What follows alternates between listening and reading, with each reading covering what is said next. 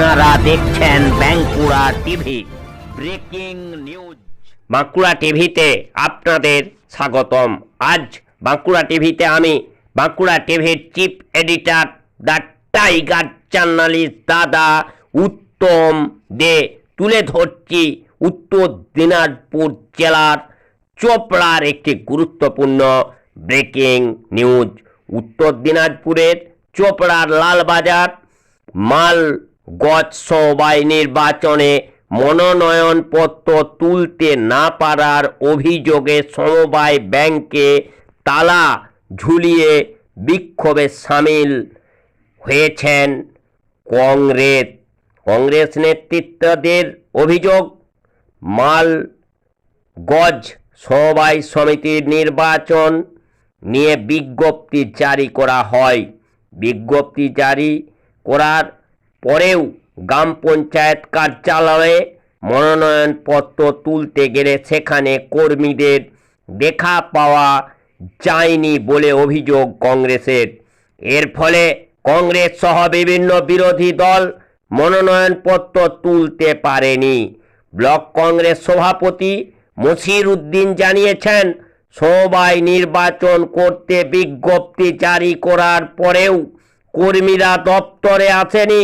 এর ফলে কংগ্রেস 9 জন প্রার্থী খালি হাতে ফিরে আসেন।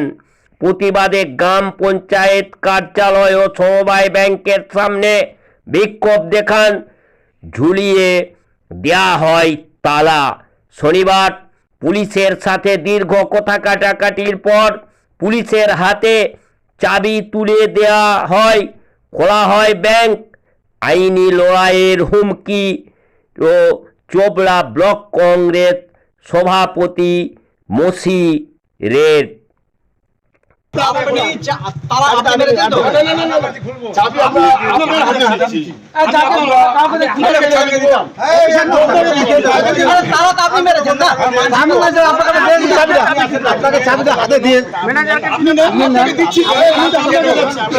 তালা মারছেন আপনি, খোলাবেন অন্য কাউকে দিয়ে, এটা হয় নাকি? আর ওয়ালিং দেওয়া আছে, কিন্তু যদি ম্যানেজার আসে ম্যানেজারকে না, ম্যানেজার রিটার্নারকে ঢুকতে দেবে না।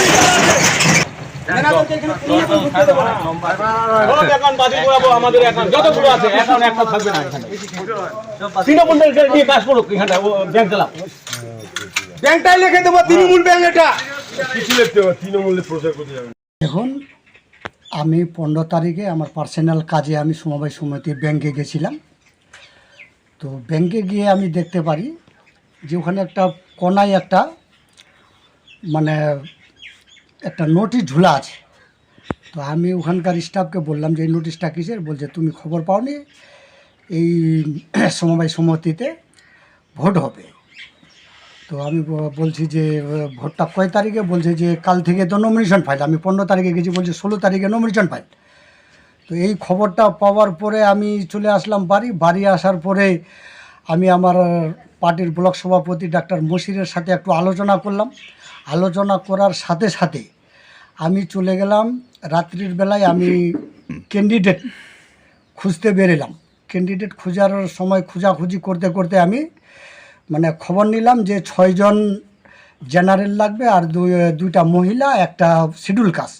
9টা প্রার্থীকে আমি রাতারাতি ঠিক করে 16 তারিখে 11:30টার সময় আমি লালবাজারে গিয়ে ব্যাংকে পৌঁছালাম প্রার্থীদেরকে নিয়ে। আমিও একজন নিজে ক্যান্ডিডেট আশাবাদী ছিলাম। তো ওখানে গিয়ে দেখি ওখানে ব্যাংকে কোনো স্টাফ নাই, শুধু একজন আছে, একজন কর্মচারী আছে। তো ওকে যদি বললাম, ও বলছে নোটিশে লেখা আছে যে নমিনেশনটা হবে পঞ্চায়েত অফিসে। তখন আমি সমস্ত প্রার্থীকে নিয়ে 9 জন প্রার্থীকে নিয়ে আমি চলে গেলাম পঞ্চায়েত অফিসে। আমাদের ব্লক সভাপতি উনিও ছিলেন। সবাইকে নিয়ে আমি পঞ্চায়েত অফিসে যখন গেলাম, তো পঞ্চায়েত অফিসে কেউ নাই। ওখানকার স্টাফকে আমি জিজ্ঞাসা করলাম এবং উপপ্রধান ছিল, উপপ্রধানকে বললাম, বলছে এখানে কেউ আসেনি। তো 17 তারিখ অবধি ডেট আছে, আপনারা 17 তারিখ অবধি দেখুন। তো পঞ্চায়েতে 2 ঘন্টা বসে থেকে আমরা চলে আসলাম বাড়ির সমস্ত ক্যান্ডিডেটকে নিয়ে। বাড়ি আসার পরে আবার 17 তারিখে 11টায় গেছি। তো দেখছি সমবায় সমিতিটা সম্পূর্ণ তালা লাগা। তো 11:30টায় আবার সবাইকে নিয়ে 9 জন ক্যান্ডিডেটকে নিয়ে আবার পঞ্চায়েত অফিসে গেলাম। পঞ্চায়েত অফিসে গিয়ে প্রধানকে নিয়ে বসলাম এবং ওখানকার জব অ্যাসিস্ট্যান্ট থেকে শুরু করে সবাইকে, পঞ্চায়েতের সমস্ত স্টাফকে নিয়ে পঞ্চায়েতে বসে আলোচনা করলাম। বলছেন না এখনও কেউ, তখন প্রধান ওখানে একটা মিথ্যা কথা বলল যে কালকে 10টার দিক নাকি এখানে একটা গাড়ি আসছিল নমিনেশন করার জন্য। তো আমি তখন প্রধানকে বললাম যে আপনি মিথ্যা কথা বলছেন, আমাদের যে গাইডলাইন্সে লেখা আছে যে এখানে আমাদের টাইম দেওয়া আছে যে 11:30 থেকে 3:30 অবধি।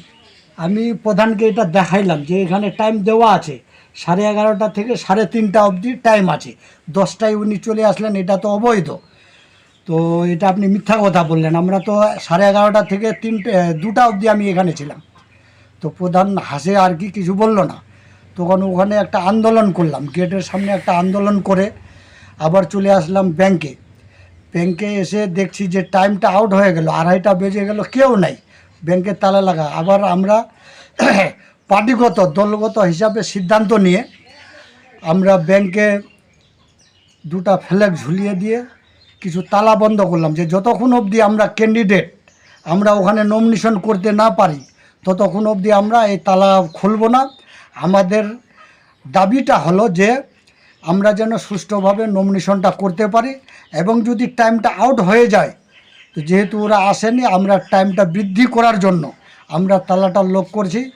আমরা আবার থানাতেও লিখিত দিয়েছি, 16 তারিখে থানাতে লিখিত দিয়েছি এবং কপি টু বিডিও সাহেবকেও দিয়েছি, কপি টু এসডিও সাহেব, ডিএম সাহেব থেকে শুরু করে ওই নির্বাচন দপ্তরে যে সিও ছিল ওখানেও আমরা মেল করে পাঠিয়ে দিয়েছি। এখন আমরা ওদের কাছে আশাবাদী যে যেন আমরা আমাদের প্রার্থীগুলো নমিনেশন করতে পারে এবং যে আমাদের ভোট দেওয়ার জন্য আমাদের যে চিঠিটা করেছে যে 10 তারিখে আপনারা ভোট দেওয়ার জন্য আসবেন, আমাদের এই যে এখানে লেখা আছে যে 10 তারিখে 11টা থেকে 11:30 থেকে 3:30 অবধি ভোট হবে, যেন আমরা সুষ্ঠুভাবে ভোটটা দিতে পারি এই আশার আমি রাখছি। আমি 1 নম্বর প্রার্থী হতে চেয়েছিলাম, আমি প্রার্থী হওয়ার আশাবাদী। কারণ আমি কেন প্রার্থী হব, আমি 2008 সালে ওখানে আমি সদস্য পদ নিয়েছি এবং আমি লোন হোল্ডার এবং শেয়ার হোল্ডার 2008 সাল থেকে আজ অবধি 2025 অবধি আমি ওখানকার লোন হোল্ডার এবং এই 17 বছর ধরে আমি লোন প্রতি বছরে শোধ করি এবং লোন নিয়ে আবার শোধ করি। আমার 1 বছর শুধু আমি লোন শোধ করতে পারিনি, কারণ 2016 সালে আমার একটা বড় অ্যাক্সিডেন্ট হয়েছিল, আমি ওই সময় লোনটা শোধ করতে পারিনি। তখন থেকে আমি কন্টিনিউ লোন শোধ করছি, এবারেও আমি লোন শোধ করে লোন নিয়েছি। আমি কংগ্রেস পার্টির তরফ থেকে আমি প্রার্থী হতে চেয়েছি এবং যে 9 জন ক্যান্ডিডেট করেছি আমি সহ 9 জন ক্যান্ডিডেট আমাদের কংগ্রেস পক্ষ থেকে আমি প্রার্থীগুলো সিলেকশন করেছি। শুধু আমি নয়, আমার ব্লক প্রেসিডেন্ট এবং আমার অঞ্চল প্রেসিডেন্ট, আমার যুব কংগ্রেস প্রেসিডেন্ট, সবাই মিলে আমরা প্রার্থী সিলেকশন করেছি। না সিপিএম, কংগ্রেস এবং বিজেপি সবাই আশাবাদী ছিল প্রার্থী হওয়ার জন্য, ওরাও যাওয়া আসা করেছে। তো কেউ প্রার্থী হতে পারেনি, ব্যাংকেই তো লোক নাই, পঞ্চায়েতে কোনো লোক নাই, নমিনেশন করতে কেউ আসেনি। সরকারি তরফ থেকে আমরা বারবার বিডিও সাহেবকে ফোন করেছি, কিন্তু বিডিও সাহেব বলছে আমি ব্যাপারটা দেখছি, আইসি সাহেব বলছে ব্যাপারটা দেখছি, কিন্তু কেউ আমাদের কর্ণপাত করছে না। এবং এর জন্য আমি সবার কাছে অনুরোধ করব যেন আমাদের এই দাবি দাওয়াটাকে গ্রহণযোগ্য করে। আমার নাম আব্দুল জব্বার, বাড়ি মেছাপোখর, আমি ঘিন্নিগাঁও অঞ্চলের ভাইস প্রেসিডেন্ট। এটা ফের মিস্টেক, আমরা বলে দিইনি, পুলিশ আসছিল, আমরা পুলিশকে লিখিত দিয়েছিলাম, পুলিশ আসছে, আমরা পুলিশের হস্তক্ষেপ দাবি করেছি, পুলিশ আস্থা দিয়েছে, ওরা দেখতে চাইছে, পুলিশ দেখতে চাইছে, আমরা তো এটা নিয়ে করে যাচ্ছি, আমরা তো এখানে বসে থাকছি না। সেক্ষেত্রে পুলিশ ব্যাংক তো আমরা আরেকটা বন্ধ করে রাখতে পারি না, আমরা আন্দোলনের সহিত বিক্ষোভের সহিত বন্ধ করে রাখছিলাম, পুলিশের হাতে চাবি তুলে দিলাম, পুলিশ খুলছে, ব্যাংক আমরা কেন খুলে দেবো? ব্যাংক আমরা খুলে দিতে পারি না, আমরা তালা বন্ধ করেছি, পুলিশের হাতে দিয়ে দিচ্ছি। এবং এই যে নমিশনে ভুয়ো নমিশন হয়েছে, এই যে ডুপ্লিকেট নমিনেশন ডুপ্লিকেট যেটা করেছে এটাকে আমরা কোনো মতে প্রাধান্য দেবো না, আমরা এটা মানছি না। ম্যানেজারের খোঁজ পাওয়া গেছে? ম্যানেজার তো আউট অফ সার্ভিস, আমরা ম্যানেজারকে নিয়ে একটা মেশিন ডায়েরি করতে পারি, যেহেতু আমাদের কোঅপারেটিভ ব্যাংকের ম্যানেজার নাই 3-4 দিন ধরে, মেশিন ডায়েরি করতে পারি। পরবর্তী পদক্ষেপ কি থাকবে? পরবর্তী পদক্ষেপ এই ম্যানেজারকে ঢুকতে দেওয়া যাবে না, এবং এই যে সিও সিআই মানে ARO হয়েছিল ওকেও আমাদের দেখার দরকার আছে, আমরা সেই কমপ্লেনটা নিয়ে যাচ্ছি।